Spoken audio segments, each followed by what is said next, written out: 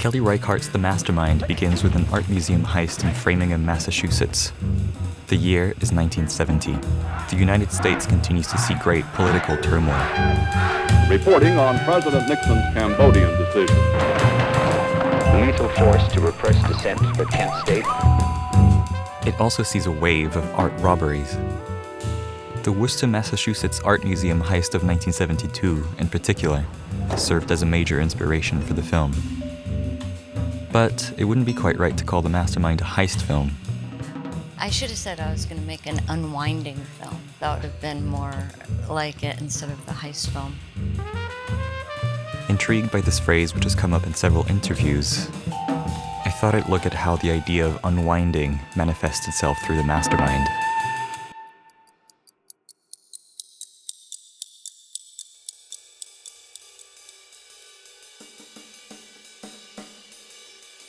Casing the joint, assembling a team, going over the floor plan, one small gallery on the second floor. the getaway. In the first half hour of The Mastermind, we follow in the footsteps of the heist genre. Well, I thought that I would have the structure, have the genre of a heist, but usually the heist would happen in like the second act. But I would put it up front, and then me and the character both won't have that structure, and we'll fall into something else. A kind of symbiosis occurs between the slow unwinding of J.B. Mooney and of the film itself, starting with the robber archetype. The rise of the art robber in late 60s pop culture reflects the time's anti-authority mentality, says historian Susan Ronald, pointing to the allure of outsmarting the establishment. J.B. probably fancies himself as a bit of a rebel, an unattached genius. But, as Reichardt says, just the idea of being able to be the outlaw is a privilege. They can afford to break away and do what they want. They're not pinned down with kids. I gotta get home. J.B. might wish he were an Alan Donnell type. But he's more of a Steve Kreiness instead.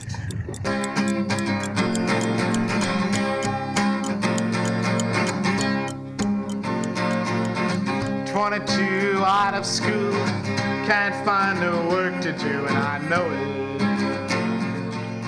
Before starting production on The Mastermind, Reichardt asked Josh O'Connor and his family, his castmates, to watch The Plaint of Steve Kreiness as recorded by his younger brother Jeff, a documentary shot in the early 70s. It chronicles Steve's decision to leave the nest and move into his own apartment, much to his parents' dismay. You know what's going to happen to him? He'll be home again. The film's suburban family dynamics put JB's into relief. Like Steve, JB has spent a long time unemployed. Like Steve, he relies on his family's help and money. Well, you seem to have a good amount of time on your hands. Reichardt sees JB as sort of rebelling against his privilege, while at the same time being willing to lean into it whenever it's convenient. Let me just call my dad first. You know my dad, Judge Mooney? Judge Mooney? He's your father? And I'm in trouble.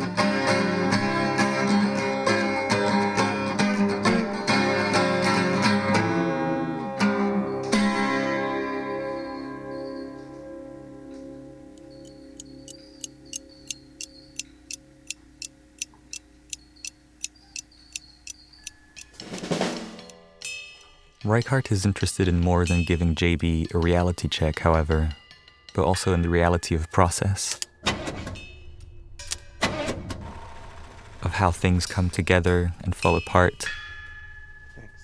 Of mundanity and of time.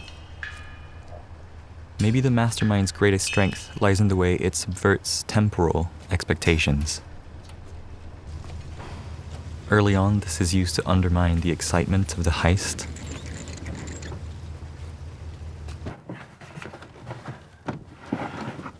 Later, this remarkable stashing scene stretches exactly as long as the actual robbery.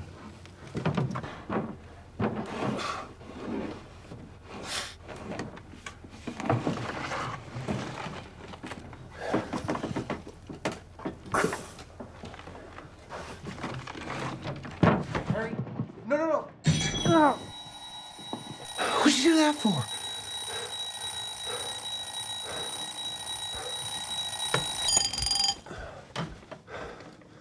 Then, as JB's safety nets fall away,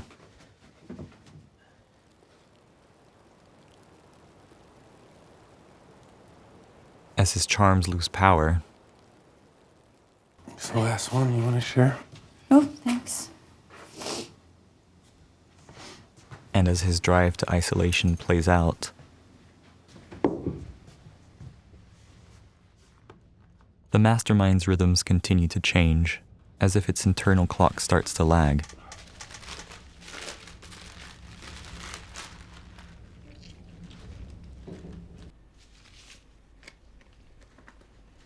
The film shifts into something much slower, quieter, and stripped down, echoing increasingly minimalist kinds of cinema.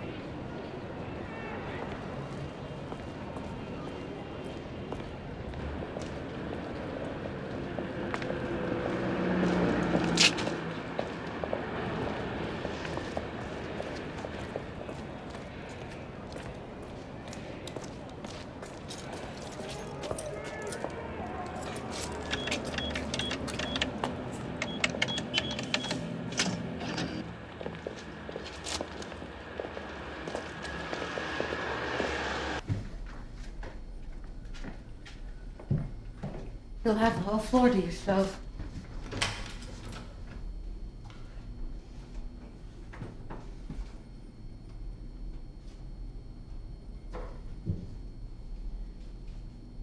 You want to settle up?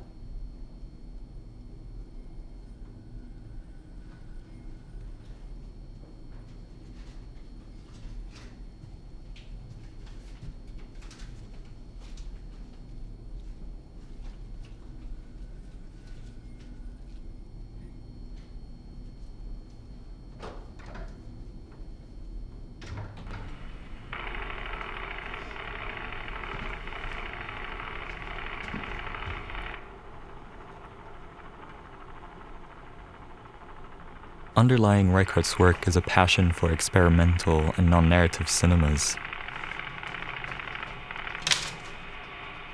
She prefers leaving viewers clues to piece together and interpret, and is often interested in finding the essence of a scene or a character in gestures, sounds, or shapes. Is there a shape to Unwinding?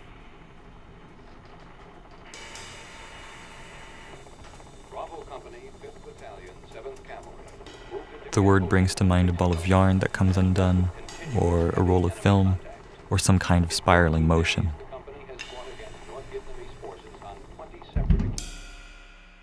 Reichardt writes that the circular drive was a huge point of interest in the whole conceptualization of the film and how it would be shot. The circle was important on many levels. Although the circle seemingly mattered most at the very early stages of the film, I wonder if traces of it remain. Circular motion recurs throughout the film. JB's physical trajectory can even be seen as a spiraling path.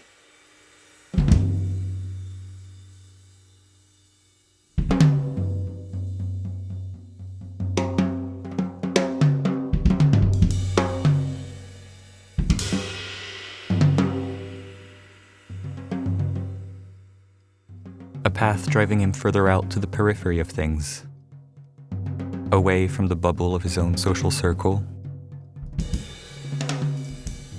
and towards the reality he's kept at bay.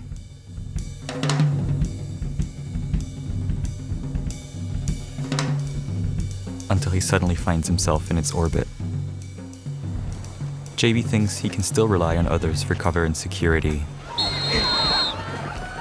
but ends up in the wrong place at the wrong time, unwittingly thrust into the whirlwind of the new decade.